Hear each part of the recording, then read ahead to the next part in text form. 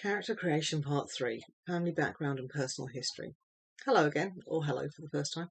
I'm Gail, or I'm GB Williams, author of Contemporary Crime, and I'm Abby Barden, author of Steampunk Fantasy. I've got 9 books under my belt, and I created a lot of characters. So in this series of short videos, I'm trying to help you do the same. Today we'll be looking at background, the private and professional lives of the characters you're creating.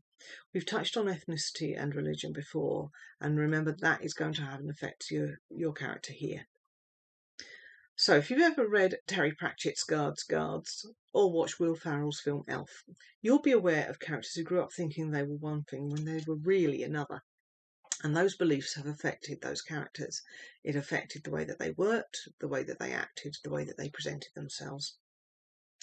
These beliefs were reinforced by where those characters were born, where they grew up, where they now live.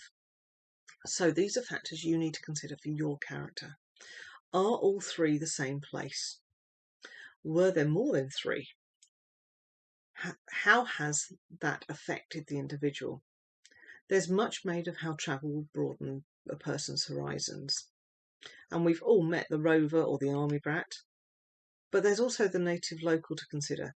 The joy of character creation is that you can decide on the personal history of your character for your purposes. And there's no holds barred with this one. Let's start with what kind of family that character grew up in. Where do they fit within the dynamic? Were they brought up with their biological family? Were they brought up in a foster or adoptive family? If so, do they know? Were they brought up in an institution? All of these factors will input different things to that character. A single child is going to have a very different reaction to being introduced to a boisterous family than someone who grew up in a boisterous family. Though do be careful, that doesn't necessarily indicate which one of those 2 will integrate better, because the individuals will have their own personalities and preferences to bring to that situation, which is something that I'll cover in the next session. Understand at least who your character's immediate family is. If you're writing, say, epic fantasy or continuing family saga, in fact anything with a wider scope, you may need to look beyond the immediate family to the wider family. This will be especially important if for some reason in your book you need to find that a family blood has been mingled or indeed kept pure. Also consider how useful a story device it is to have blood or marital relationships. Are your hero and villain siblings? Are they spouses? Twins separated at birth is a little bit of a trope, but it can be useful. If you want to see how well that can work, go and see Blood Brothers. Anybody who's old enough to remember Dallas back in the 1980s will remember how the conflict between brothers JR and Bobby actually fueled most of the action. In The Chair, I use family and most particularly illegitimacy to explain the separation that Branwyn Jones feels about the village in which she lives. Don't forget, though, that family isn't just where we come from. It's the people we choose to be with. That steadfast image of the nuclear family, mum, dad, 2 kids, it has its place. But there's a lot of other ways that people live.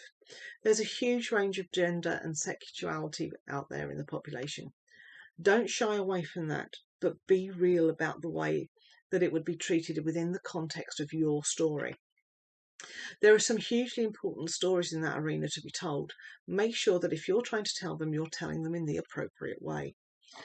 Through Aether Chronicles, I have 2 characters. One is bisexual and one is homosexual. It was appropriate for the storyline.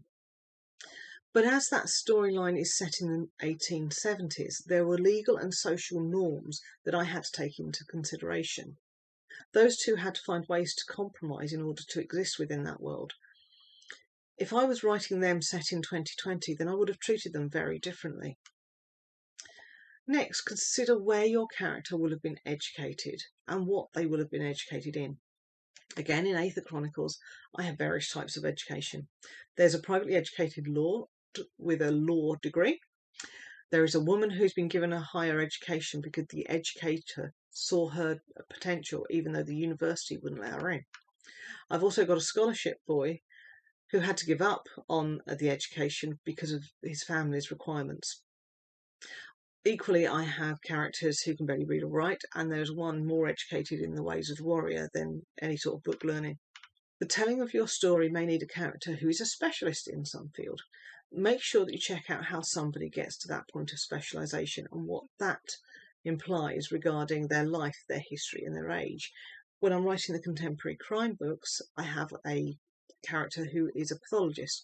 I've had to consider how old that would make him, what kind of history he'd have. Don't forget that specialisations take time, degrees take years to complete. Remember that education in this context also doesn't just mean academic education. A carpenter or thatcher, they have specialist skills, but they don't learn them in a classroom. Apprenticeships can take as long, if not longer, than a degree to complete. And depending on the time, they will start at different ages. This should remind you that a person's skill set is, of course, not limited to their official education. Cooking, sewing, fighting, first aid, basic mechanics, bushcraft, astrology, craft in fact of any nature. These are all skills that people may learn in their spare time.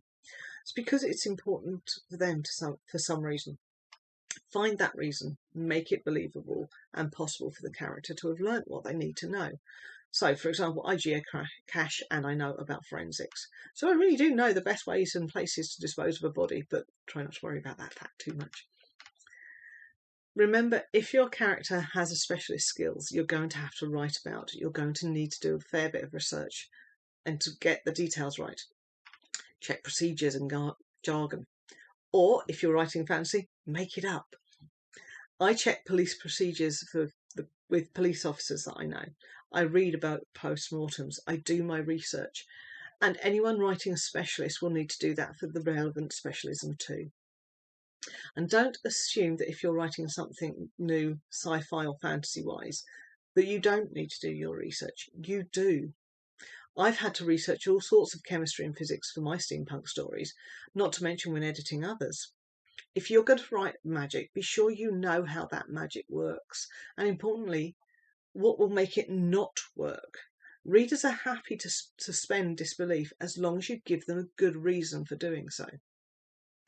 This obviously leads to a question of what the character does for a living.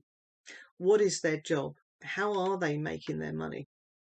If they come from the right kind of background, or indeed have won the lottery, do they even need to work for a living? Remember to check earning potential of the job. There are regional variations on that, and indeed cultural ones. Also remember that some jobs don't exist in some places, ages or situations. You may even have to make a new role up. So this may also make you think about who a character's friends are. They will have work friends or acquaintances, people that they knew in school, neighbours that they get on with, or they may be utter curmudgeons who don't get on with anyone. You can decide that factor for them, but again, make it a real circle of friends. Of course, whatever work an individual does, it will take up the majority of their waking hours. And that in turn is going to have an impact on what else they have time to do. It's also going to have a huge impact on their physicality. A blacksmith is going to have more developed musculature and upper body strength than an office worker who doesn't do bench presses. These points are really about encouraging you to ensure that when your character is used as a whole, they make sense. Your character needs to have a realistic backstory that works with their reality for now. Okay, well, thank you for listening. Next time we're going to be looking at names and personality. I hope that was of some help, and I'll see you next time. Goodbye.